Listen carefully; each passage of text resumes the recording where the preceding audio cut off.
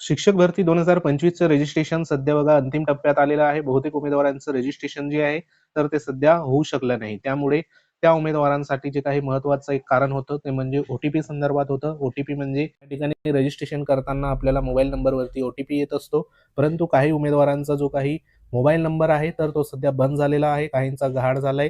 तर अशा उमेदवारांनी रजिस्ट्रेशन नेमकं कशा पद्धतीने करायचं, तर त्यासाठी बघा महत्त्वाचं तुम्हाला जो काही मोबाईल नंबर आहे, तर तो ॲड करण्याच्या अनुषंगाने सूचना देखील इथं आलेली आहे.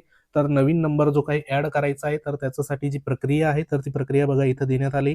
तर सरळ एक प्रक्रिया आहे, ती म्हणजे या ठिकाणी जो काही तुमचा टेट 3 परीक्षेला ईमेल आयडी दिलेला होता, तर त्या ईमेल आयडीवरनं तुम्हाला एक मेल करायचं आहे. त्या मेलमध्ये काय-काय माहिती द्यायची आहे, तर इथं बघा त्याच्यामध्ये तुम्हाला मेल करत असताना तुम्हाला एक विनंती अर्ज जो आहे, तर तो विनंती अर्ज सध्या बघा त्या ठिकाणी अटॅच करायचा आहे आणि त्याच्यामध्ये ओळखीचा पुरावा म्हणून तुमच्याजवळ आधार कार्ड असेल किंवा मग ह्या ठिकाणी पॅन कार्ड असेल, वाहन चालवण्याचा परवाना असेल, ह्यापैकी कोणतंही एक डॉक्युमेंट सध्या बघा अटॅच करायचं आहे आणि ईमेलमध्ये तुम्हाला परीक्षा क्रमांक जो आहे, या ठिकाणी टेट परीक्षा क्रमांक, त्यानंतर टेटचा जो काही रजिस्ट्रेशन नंबर आहे, तो सध्या बघा या ठिकाणी मेन्शन करायचा आहे.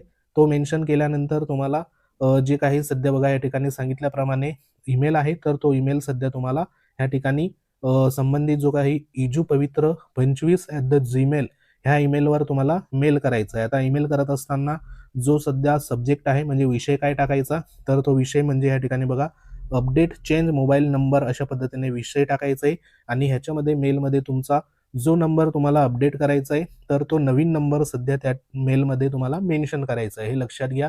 जो नंबर ॲड करायचा आहे, तो नंबर तुम्हाला ईमेलमध्ये सध्या बघा मेन्शन करायचा आहे आणि हा ईमेल तुम्हाला लवकरात लवकर सध्या पाठवायचा आहे, जेणेकरून तुमचा मोबाईल नंबर जो असेल, तर तो तुमचा फॉर्ममध्ये सध्या बघा अपडेट होणार आहे. तर ही प्रक्रिया व्यवस्थित करून घ्या. तर महत्त्वाचा बघा व्हिडिओ होता. अशा व्हिडिओसाठी वेळोवेळी भेट देत राहा. सविस्तर व्हिडिओ आपल्या YouTube चॅनलवर आहे, तो देखील तुम्ही बघू शकता. तर भेटू आपण पुढच्या अपडेटमध्ये.